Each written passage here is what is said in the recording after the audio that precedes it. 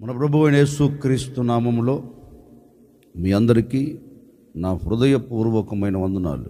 అందరికీ వందనాలు, దేవునికి స్తోత్రాలు. ప్రభు మీకు తోడే ఉండి ఈ దినమంతా మిమ్మల్ని ఆశీర్వదించి కాపాడును గాక. పరిశుద్ధ గ్రంథంలో నుండి యెషయా ప్రవచన గ్రంథం 66వ అధ్యాయం 13వ వాక్యమును నేను చదువుతా ఉన్నాను. మీ బైబిల్ తెరచి మీరు గమనించి చూడండి. ఒకని తల్లి వానిని ఆదరించున్నట్లు నేను మిమ్మును ఆదరించెదను. మీరు యెరూషలేములోనే ఆదరించబడెదరు. దేవుని వాక్యం చక్కగా రాయబడిన మాట ఏంటి అంటే, ఒకని తల్లి వానిని ఆదరించున్నట్లు నేను మిమ్మును ఆదరించెదను. ఈ మాట ఎవరితో చెబుతున్నారు అంటే, సాక్షాత్తుగా నా ప్రభువైన యేసుక్రీస్తు ఆదరణను కోల్పోయిన ప్రజలతో, ఆదరణ దూరమైపోయిన వారితో సాక్షాత్తుగా దేవుడే మాట్లాడుతూ ఉన్నారండి. నా పేరు పెట్టబడిన ప్రజలారా,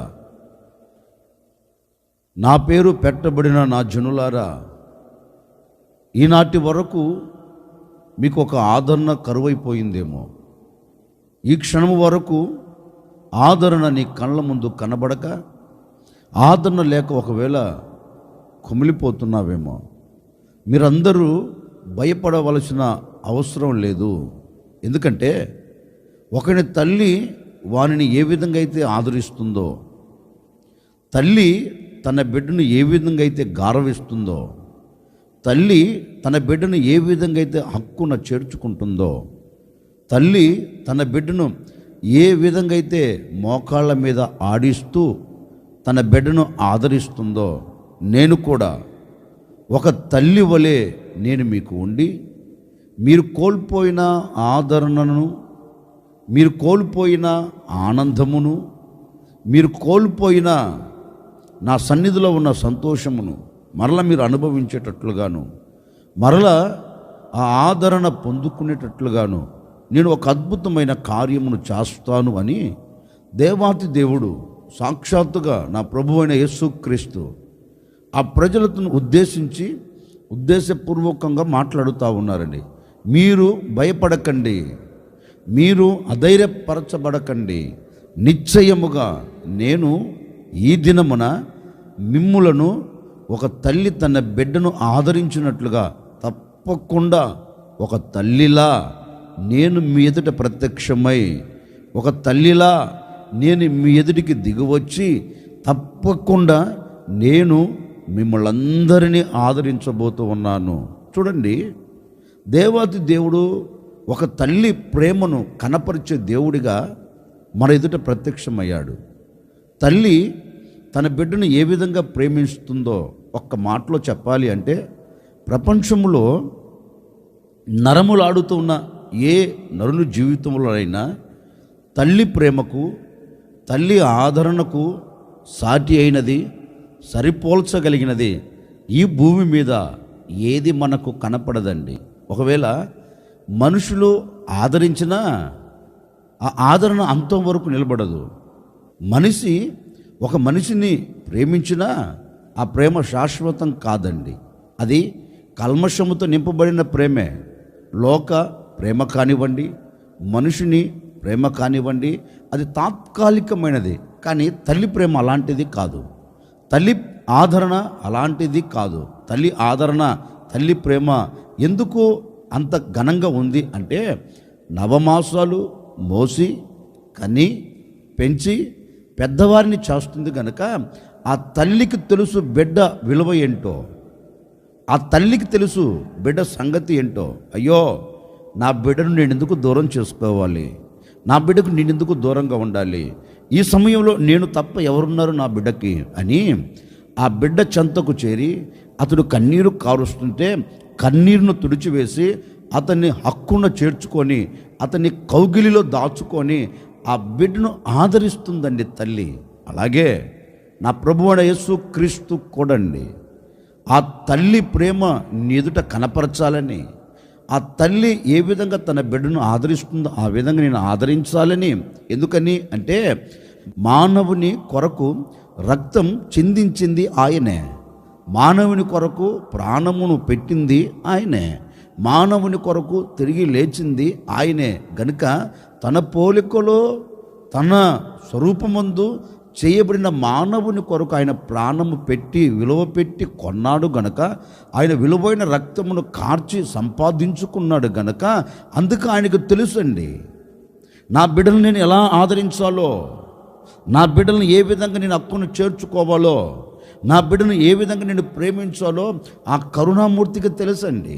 అందుకే ఆయన ఈ దినము నీతో చెప్పకనే చెబుతూ ఉన్నాడు. ఒకవేళ ఈ దినం వరకు ఎవరి ద్వారా నీకు ఆదరణ కరువైపోయిందేమో, నువ్వు అనుకొని ఉండవచ్చు, ఇంత కష్టకాలంలో నేను నిలబడిపోయాను, నా అనుకున్న వారందరూ దూరం అయిపోయారు, ఈ సమయంలో నన్ను ఓదార్చగలిగిన వాడు, నన్ను ఆదరించగలిగిన వాడు, ప్రేమతో 4 మాటలు మాట్లాడేవాడు నా ప్రక్క నిలిచి ఉంటే ఎంత బాగుండు అనుకొని ఒకవేళ ఆలోచిస్తున్నావేమో, ఒకవేళ ఆరాటపడుతున్నావేమో. నువ్వు అనుకున్న వ్యక్తులు, నువ్వు అనుకున్న వారు ఒకవేళ నిన్ను విడిచిపెట్టి వెళ్ళిపోయి ఉండవచ్చేమండి. ఒకవేళ ఆదరించే వ్యక్తులు నిన్ను ఆదరించకపోవచ్చు, ఆదుకోవలసిన వ్యక్తులు నిన్ను ఆదుకోకపోవచ్చు. నా ప్రభు నీతో చెప్పక్కనే చెబుతూ ఉన్నారండి. నిశ్చయముగా ఒకని తల్లి ఒకరిని ఏ విధంగా ఆదరిస్తుందో నేను ఈ దినమున మిమ్మల్ని అందరినీ ఆదరించబోతూ ఉన్నాను. నేను మిమ్మల్ని అందరినీ నా హక్కున చేర్చుకోబోతూ ఉన్నాను. మిమ్మల్ని అందరినీ నా సురక్షితమైన రెక్కల నీడలో నేను మిమ్మల్ని దాచి ఉంచబోతూ ఉన్నాను. ఈ దినము నుండి నేను ఒక తల్లిగా మిమ్మల్ని అందరినీ ఆదరించబోతూ ఉన్నాను. నేను మిమ్ములను ఆదరించదను అన్నాడు కదా. ఆయన ఒక వ్యక్తిని ఆదరిస్తే ఆ వ్యక్తికి ఏం కలుగుతుంది?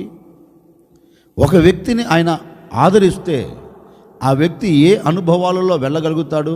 ఒక మాట ఈ పూట మనం ధ్యానం చేసుకుందాం.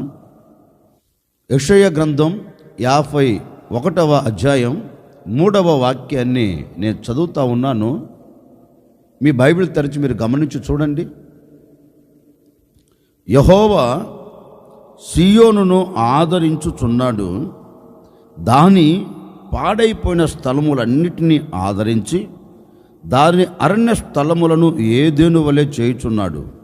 దాని ఎడారి భూములు యెహోవా తోట వలె నగునట్లు చేయుచున్నాడు. ఆనంద సంతోషములను కృతజ్ఞత స్తుతియు సంగీత గానమును దానిలో వినబడును.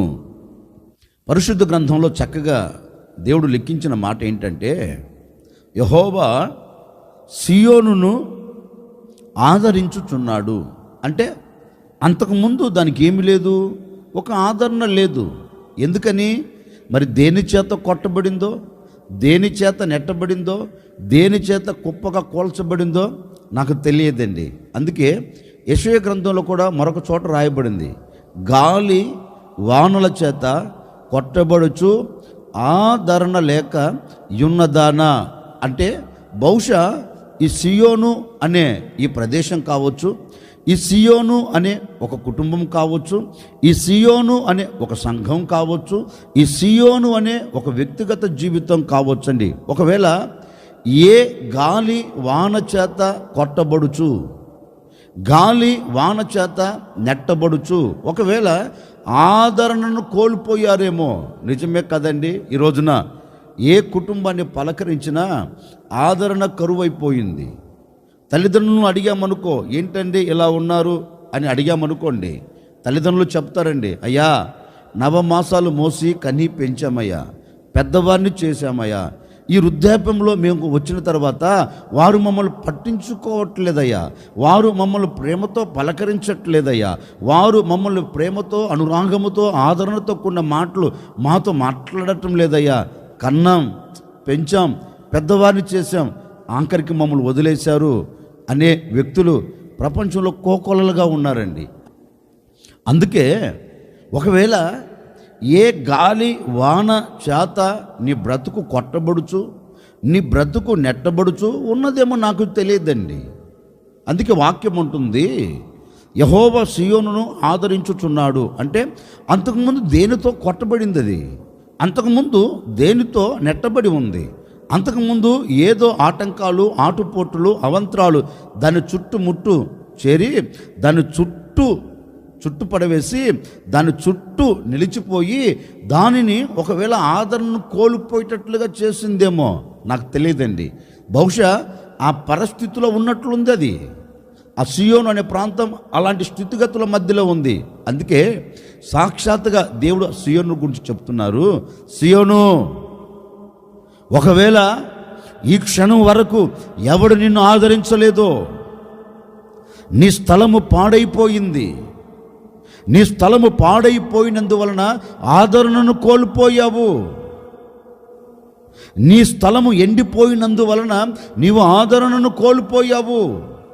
నీ స్థలం ఎడారిగా మారిపోయినందువలన నీ జీవితంలో సంతోషంతో కూడిన ఆదరణను లేకుండా పోయింది.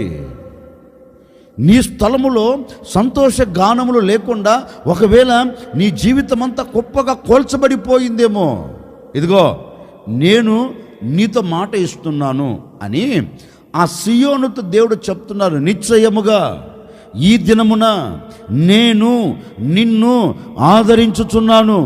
నేను నిన్ను ఎందుకు ఆదరించబోతున్నానో తెలుసా? నేను నిన్ను ఆదరిస్తే నీ జీవితమునకు ఏం కలుగుతుందో తెలుసా?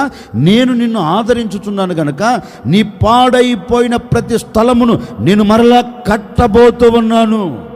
దేవుడు చెప్తున్నాడండి, నీవు ఆదరణను చూచున్నట్లుగా, ఆదరణకరంగా నువ్వు సాగి వెళ్ళున్నట్లుగా, ఇదిగో ఏ ఆదరణ కోల్పోయేటట్లుగా ఏ పరిస్థితి నిన్ను మలిచిందో చేసిందో నాకు తెలియదు, నిశ్చయముగా నీవు మరలా ఆదరించబడినట్లుగా నీ పాడైపోయిన ప్రతి స్థలము నేను కట్టబోతూ ఉన్నాను. పాడైపోయిన ప్రతి స్థలము నేను బాగు చేయబోతూ ఉన్నాను. పాడైపోయిన ప్రతి స్థలమును నేను మరలా నిర్మించబోతూ ఉన్నాను. అంతేనా? లేదు, పాడైపోయిన స్థలమును కట్టి నిన్ను ఆదరిస్తాను. ఇదిగో ఎండిపోయిన ఈ భూమిలో సెలయేరులు పారేటట్లుగాను, ఎండిపోయిన ఈ నేల మరలా మొలకెత్తేటట్లుగాను, విత్తనము విత్తితే మొలకెత్తేటట్లుగాను నేను ఈ నేలను, ఎండిపోయిన ఈ ఎడారిని నేను ఏదెను తోట వలె, అంటే ఒక మాట నేను చెప్తాను వినండి, ఎండిపోయిన ఎడారిని ఏదెను తోట వలె చేస్తాడట. అంటే ఏదెను తోట వలె అంటే ఏంటంటే దేవుడు నివసించే ఒక స్థలముగా, దేవుడు నిలిచి ఉండే ఒక స్థలముగా. ఒక మాట చెప్పనా, దేవుడు నీ బ్రతుకుల్లో లేడు గనుకనే, దేవుడు నీతో సహవాసం చేయలేదు గనుకనే ఒకవేళ నీ జీవితం ఎండిపోయిందేమో, చిగురించవలసిన నీ జీవితం చిగురించబడకుండా ఒకవేళ ఎండిపోయిన స్థితిలో నిలిచిపోయిందేమో. అందుకే దేవుడు అంటారు, భయపడకు, ఈనాటి వరకు నేను నీతో లేను గనుక, ఈనాటి వరకు నీతో నేను ఉండలేదు గనుక ఒకవేళ ఎడారిగా మారిపోయిందేమో నీ బ్రతుకు, ఎడారిగా మారిపోయి ఆదరణను కోల్పోయావేమో, నిశ్చయముగా ఏదెను తోట వలె చేసినట్లుగాను నేను నివసించే యోగ్యమైన వ్యక్తిగా నిన్ను మలచబోతూ ఉన్నాను. ఇక మీదట నీ బ్రతుకుల్లో ఓ గొప్ప ఆదరణ నేను అనుగ్రహించబోతూ ఉన్నాను. ఏ ఆదరణ? అంతలో కనబడి అంతలో మాయమైపోయే ఆదరణ కాదండి. నా దేవుని ఆదరణ ఎలా ఉంటుందంటే అంతవరకు మరలా నీ కంట కన్నీరు కనపడకుండా, మరలా నీ బ్రతుకుల్లో ఒక విచారం కనపడకుండా దేవుడు నీ జీవితమునకు సంతోషం ఇచ్చి సాగనంపుతాడండి. అందుకే సియోనుతో చెప్తున్నారు, సియోను, పాడైపోయిన స్థలం నేను బాగు చేస్తా, ఎడారిని ఏదెను తోట వలె చేస్తాను. నిశ్చయముగా నేను నీ బ్రతుకుల్లో సంతోషము కలుగునట్లుగాను, సంతోషం ఉట్టిపడినట్లుగాను, ఈ అరణ్య అనుభవాలు నీ బ్రతుకులో లేకుండా ఓ గొప్ప ఆదరణ దేవుడు సియోనుతో చెప్తున్నారండి. సియోను, ఈ అరణ్యమును ఏదెను తోట వలె నేను చేస్తాను, ఈ ఎడారిని యెహోవా తోట వలె, యెహోవా కోరుకునే తోట వలె నేను మార్చి ఒక గొప్ప ఆదరణ అనుగ్రహిస్తాను అని ఆ సియోనుకు ఆదరణ ఇచ్చి ఆశీర్వాదకరంగా నిలబెట్టిన దేవుడు నా ప్రభు నీతో చెప్పకనే చెప్తున్నాడండి. ఏ ఆదరణ నువ్వు చూడలేదేమో, ఒకవేళ గాలి వాన చేత కొట్టబడుచు, గాలి వాన చేత నెట్టబడుచు, అది నీ చేతి పనిలో, నీ కుటుంబంలో, నీ పిల్లల జీవితంలో, నీ వ్యాపారంలో, నీ ఉద్యోగంలో ఏ విషయాల్లో కొట్టబడుతూ అలజడి చెందుతూ ఉన్నావో నాకు తెలియదండి. ఇదిగో ఓ సేవకుడిగా మనసారా కోరుకుని మాటలు మీతో చెప్తున్నాను. నా ప్రభువు తప్పక నీ ఎడల ఒక అద్భుతాన్ని జరిగించబోతూ ఉన్నాడు. నిశ్చయముగా గడిచిన దినాలు కొట్టబడినట్టుగా ఈ దినము నువ్వు కొట్టబడకుండా నా దేవుడు నిన్ను యెహోవా తోట వలె మార్చబోతూ ఉన్నాడు. యెహోవా తోట వలె చేసి నీకు ఆదరణ అనుగ్రహించబోతూ ఉన్నాడు. ఎండిపోయిన ఎడారిని ఏదెను వలె చేసి నీ బ్రతుకునకు ఆదరణ కలగ చేయబోతూ ఉన్నారు. ఏ విషయములో నీవు ఆదరణను కోల్పోయి అలమటిస్తున్నావో ఈ దినమున నా దేవుడు తప్పక నీవు చిగురు పెట్టేటట్లుగా దేవుడు అద్భుతం చేయబోతూ ఉన్నాడు. ఒక తల్లిగా నా దేవుడు ఆదరించబోతూ ఉన్నాడు. ఒక తల్లిగా నా దేవుడు నిన్ను ఆదరించబోతూ ఉన్నాడు. ఒక తల్లిగా నా దేవుడు నిన్ను ప్రేమించబోతూ ఉన్నాడు. ఇక మీదట ఈ దినమంతా నీవు ఆదరణ చూచుచు నీవు సాగి వెళ్ళుదువుగాక. ఈ దినమంతా నీవు ఎక్కడ నిలబడినా నా దేవుడు తప్పక నిన్ను ఓ తల్లిలా ఆదరించబోతూ ఉన్నాడండి. అందుకే లేఖనంలో రాయబడిన మాట ఏంటో తెలుసండి. ఓ తల్లి మోయాబు దేశం నుంచి బయలుదేరి వచ్చింది. లేఖనం అంటుంది, ఆ అమ్మ జీవితం ముడుబారిపోయింది. ఆ అమ్మ అనుకోని ఉండదండి, ఇక నా బ్రతుకు మారదు, ఇక నా జీవితం మారదు, నేను చిగురు పెట్టలేను, నేను ఆశీర్వాదకరంగా ఉండలేను. బహుశా అనుకున్నదేమో కాబోలు. తిన్నగా ఈ బెత్లెహేములో ఒక భూస్వామి అండి, ఆశీర్వాదకరంగా నిలబడిన వ్యక్తి పొలంలో అడుగుపెట్టి పరిగె వేరుకుంటుంది. అంతలో ఆసామి రానే వచ్చాడు. ఆసామి వచ్చి ఆ అమ్మను పిలిచి ఆ అమ్మతో చక్కని మాట అంటున్నాడండి. అమ్మా, నీవు నీ అత్తకు చేసినదంతా నేను విన్నాను గనుక నేను నిన్ను ఒక ఆశీర్వాదకరమైన మాటతో నేను ఆశీర్వదిస్తున్నాను అన్నట్లుగా ఆ అమ్మతో అంటున్నాడు. నీవు యెహోవా సురక్షితమైన రెక్కల క్రింద ఉండుటకు నీవు వచ్చితివి. ఆయన నీకు సంపూర్ణమైన బహుమానం లేక సంపూర్ణమైన ఆదరణ ఆయనకి ఇస్తాడు. నీవు చేసిన దానికి ఆయన ప్రతిఫలం ఇస్తాడు అని ఆ అమ్మతో ఈ బోయాజు చెప్తే ఆ అమ్మ చక్కని మాట అంటుంది రూతు. అయ్యా, నేను నీ పనికత్తెలలో ఒకదానను కాకపోయినను, నేను నీ పనికత్తులలో ఒకదానిని అవ్వకపోయినను, నీవు నాతో ప్రేమగా మాట్లాడి నీ మాటల చేత నన్ను ఆదరించావు. చూడండి, బహుశా ఆ అమ్మ అనుకొని ఉండదండి. ఎందుకంటే ముడుబారిపోయిన జీవితం కదండి. లోకమంతా కాకులై ఆ అమ్మను పొడిచారు. లోకమంతా ఒక ప్రక్క నిలిచి ఈ అమ్మను గుచ్చారు. లోకంలో ఉన్న జనులందరూ ఒక ప్రక్క నిలిచి సూటిపోటు మాటలతో ఈ అమ్మ హృదయాన్ని గుచ్చి పడవేశారండి. బహుశా ఆమె అనుకొని ఉంటుంది, ఇక మీదట నా బ్రతుకు ఎంతే, నా జీవితం అంతా కన్నీళ్ళమయం, నా జీవితం అంతా కష్టాలమయం, నా బ్రతుకు దినములన్నిట ఈ మాటలు నేను పడుతూనే ఉండాలేమో అనుకొని అడుగులు వేసి ఉంటుందండి. కానీ ఆ అమ్మ అనుకొనని రీతిలో ఇక నా బ్రతుకు ఇలా ఉండదు అనుకొని ఉంటుందండి. అనుకొనని రీతిలో దేవుడు ఆమెను ఒక ఓదార్పుతో కూడిన మాటను పంపి ఆమెను ఆదరించి ఏం చేశాడో తెలుసండి. ఏ పొలములైతే ఆదరించబడిందో, ఏ పొలములైతే ఆదరణతో కూడిన మాట ఆ అమ్మ విన్నదో అదే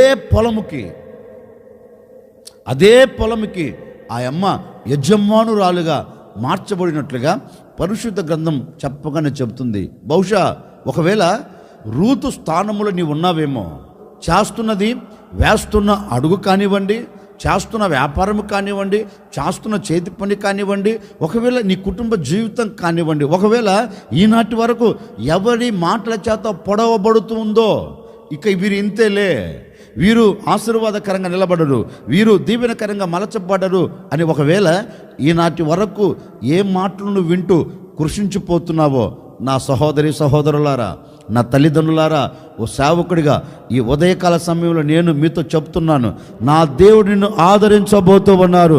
నిశ్చయముగా నీవు వృద్ధి చెందినట్లుగాను, ఆశీర్వాదకరంగా నిలబడినట్లుగాను ఒక గొప్ప ఆదరణ నా ప్రభు నీ జీవితమునకు అనుగ్రహించబోతూ ఉన్నారు.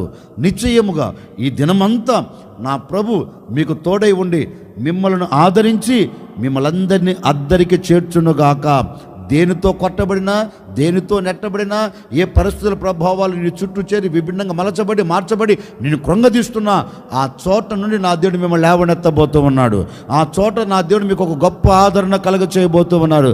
ఆ చోట ఒక దీవెన కలుగునట్లుగాను, ఒక ఆశీర్వాదం కలుగునట్లుగాను తప్పక ఈ దినమున ఒక అద్భుతం నా ప్రభు జరిగించబోతూ ఉన్నారు. నిశ్చయముగా నేను ప్రకటించే యేసు నీ జీవితాన్ని ఈ దినమంతా ఆశీర్వాదకరంగా సాగి వెళ్ళునట్లుగాను నా దేవుని గొప్ప ఆదరణ నీకు కలుగునుగాక, నీవు అనుభవించదవుగాక. అందుకే లేఖనంలో చక్కగా గ్రంథస్థం చేయబడిన మాట ఏంటంటే, నేను ఒకని తల్లి వారిని ఆదరించినట్లుగా మిమ్మును ఆదరిస్తాను. ఆయన ఒక వ్యక్తిని ఆదరిస్తే ఏం కలుగుతుందో తెలుసండి? ఒక వ్యక్తిని ఆదరణతో కూడిన మాటలు ఆ వ్యక్తితో చెప్తే ఏం కలుగుతుందో తెలుసండి? ఆయన ఒక వ్యక్తిని ఆదరిస్తే ఎడారి ఏదెను తోట వలె మారుతుంది. ఆయన ఒక వ్యక్తిని ఆదరిస్తే అరణ్య భూములు యెహోవా తోట వలె మారుతాయి. ఆయన ఒక వ్యక్తిని ఆదరిస్తే ప్రతిదీ చక్కగా కట్టబడుతుంది. నిజమే, ఒకవేళ కట్టబడవలసిన నీ వ్యాపారం గొప్పగా కోల్చబడిపోయిందేమో, దీవెనకరంగా ఉండవలసిన నీ ఆరోగ్యం ఒకవేళ పతనావస్థలోనికి వెళ్ళిందేమో, ఓ సేవకుడికి మనసారా కోరుకుంటున్నాను, ఈ దినమంతా నీ చేతి పని నా దేవుడు మరలా కట్టబోతూ ఉన్నాడు. నీ వ్యాపారం మరలా కట్టబోతున్నాడు. నీ ఆరోగ్యం మరలా నా దేవుడు శ్రేష్టమైన ఆరోగ్యమును నీకు దయచేసి ఈ దినమంతా నువ్వు సాగిపోవునట్లుగాను, ఈ దినమంతా నీవు దేవునికి నాంది పలుకున్నట్లుగాను నా దేవుడు అద్భుతమైన కార్యమును జరిగించునుగాక. నిశ్చయముగా ఈ దినమంతా నీవు ఆదరణ పొందుకొని అన్ని విషయాల దీవెనకరంగా సాగి వెళ్ళుదువుగాక. తల వంచండి, వచ్చిన ప్రార్థన. ఆశ్చర్యకరుడా మీకు స్తోత్రం. నిజమే, నీవు ఆదరించే దేవుడిగా ప్రత్యక్షమయ్యారు. అయ్యా, మేము ఇప్పటి వరకు గాలి వానల చేత కొట్టబడినట్లుగా నెట్టబడినట్లుగా మా బ్రతుకులు మారిపోయాయేమో, ఈ దినమున మేము చిన్న ప్రార్థన చేసుకుంటున్నాం. ఓ తల్లిలా మమ్మల్ని ఆదరించండి. పాడైపోయిన స్థలములను, ఎడారులను, అరణ్య భూములను యెహోవా తోటవలెను, ఏదెను తోటవలెను మీరు మార్చి మా కుటుంబాలకు కావలసిన సంతోషకరమైన అనుభవాలతో మీరు మమ్మల్ని ఆదరించినందుకై మీకు స్తోత్రం తండ్రి. అయ్యా, ఈ ఉదయకాల సమయంలో ఒక సేవకుడిగా ఆశీర్వదిస్తున్నాను. ఈ దినమంతా మీ ఆదరణ పొందుకొని వెలుదురుగాక, మీ ఆశీర్వాదాన్ని పొందుకొని సాగి వెలుదురుగాక. ఈ దినమంతా ఎక్కడ నిలబడిన ఈ ప్రజలు చిగురు పెట్టుదురుగాక, దీవెనకరంగా మలచబడుదురుగాక. అట్టి కార్యం ఈ ప్రజల పట్ల మీరు జరిగించి మీ ఘనమైన నామమునకు మహిమ తెచ్చుకోమని ఈ దినమంతా కూడా బిడ్డల వెంట మీ కృప క్షేమముల వెంట వెళ్ళినట్లుగా కార్యాన్ని జరిగించమని యేసు నామములు అడిగి వేడుకొనుచున్నాము తండ్రి, ఆమెన్. ప్రభు ఈ దినమంతా మీకు తోడై ఉండి మీరు చేస్తున్న వ్యాపారంలో, మీరు చేస్తున్న చేతి పనులో, మీరు వెళ్తున్న మార్గాలలో, మీరు చదువుతున్న చదువుల రంగాలలో ఈ దినమంతా మీకు కావలసిన ఆరోగ్యం అనుగ్రహించి కాపుదలతో మిమ్మల్ని అందరినీ కాపాడి ఈ దినమంతా మిమ్మల్ని నడిపించును గాక.